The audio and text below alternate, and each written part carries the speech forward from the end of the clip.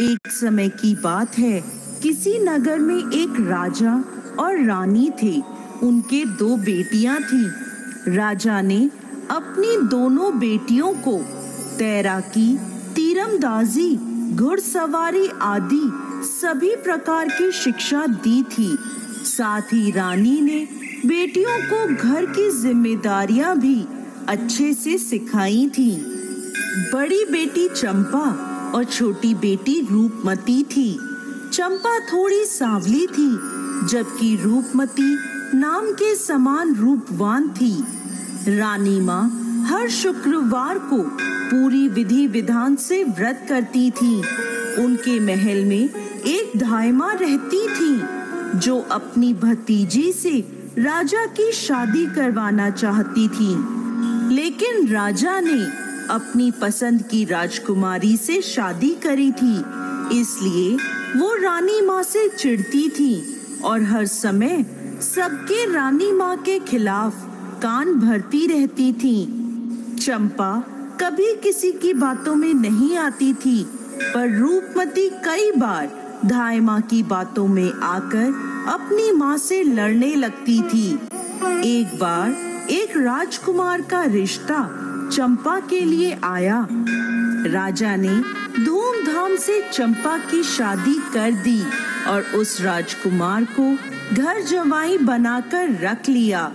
शादी के बाद रानी माँ ने चंपा को भी शुक्रवार को संतोषी माता का व्रत करवा दिया। अब हर शुक्रवार दोनों माँ बेटी व्रत करने लगी। संतोषी माता की कृपा से चंपा गर्भवती हो गई। राजमहल में चारों तरफ खुशियां ही खुशियां छा गईं। एक दिन रानी माँ और चंपा का शुक्रवार का व्रत था। तब राजा और उनके जवाई सिपाहियों के साथ शिकार को गए हुए थे। तब धायमा ने एक चाल चली और रानी माँ के खाने में खटाई मिला दी और अनजाने में रानी माँ और चंपा ने वो खटाई वाला खाना खा लिया, जिससे संतोषी माता रुष्ट हो गई। और रुष्ट होकर संतोषी माता ने राजा और उनके जवाई को रास्ता भटका दिया और उन दोनों की याददाश्त भी चली गई। वो दोनों सिपाहियों से अलग हो गए और इधर उधर भटकने लगे। भूख प्यास से व्याकुल होकर वो दोनों बेहोश हो गए। उसी समय वहां से कुछ साधु गुजर रहे थे। उन्हें बेहोश देख वो उन दोनों को अपने साथ अपने आश्रम में ले गए। सिपाहियों ने उन दोनों को खूब ढूंढा, पर वो दोनों नहीं मिले। तब सिपाही वापस महल आए और रानी माँ को सारी बात बताई।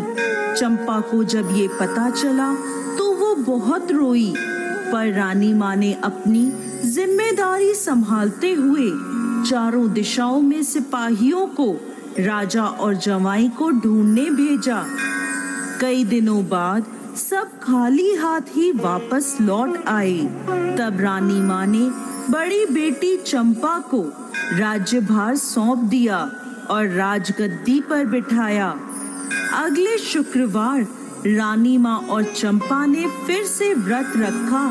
तब धायमा ने फिर से चाल चली और उनके खाने में खटाई मिलाने लगी। लेकिन तभी रानी माँ ने उसे ऐसा करते देख लिया और उसे पकड़ लिया। पूछने पर धायमा ने सारी बात बता दी कि उसने पहले भी खाने में खटाई मिलाई है। तब रानी माँ ने उसे कारागृह में डलवा दिया। अब रानी माँ और चंपा ने संतोषी माता से प्रार्थना करी, हे माँ संतोषी, आप हम सबकी माता हैं और हम आपके बच्चे हैं। हमारी भूल माफ करें माँ संतोषी और हमारे पति को वापस लाएं। तब उसी रात्रि को संतोषी माता राजा के स्वप्न में आई और बोली, अरे राजा, उठ और अपने राज्य वापस जा। तेरा जवाई और तू मेरे प्रकोप को झेल रहे थे, अब तू अपने राज्य जा और मेरा एक मंदिर बनवा। दूसरे दिन राजा और उसका जवाई सभी साधु संतों का शुक्रिया करते हैं और उन्हें प्रणाम कर अपने राज्य की ओर लौट जाते हैं और पूरे राज्य को संतोषी माता की महिमा बताते हुए संतोषी माता का एक भव्य मंदिर बनवाया। रानी माँ ने चंपा के साथ धूमधाम से शुक्रवार के व्रत का उद्यापन करा। चंपा को एक बहुत सुंदर पुत्र प्राप्त हुआ और महल में वापस खुशियां ही खुशियां छा गईं।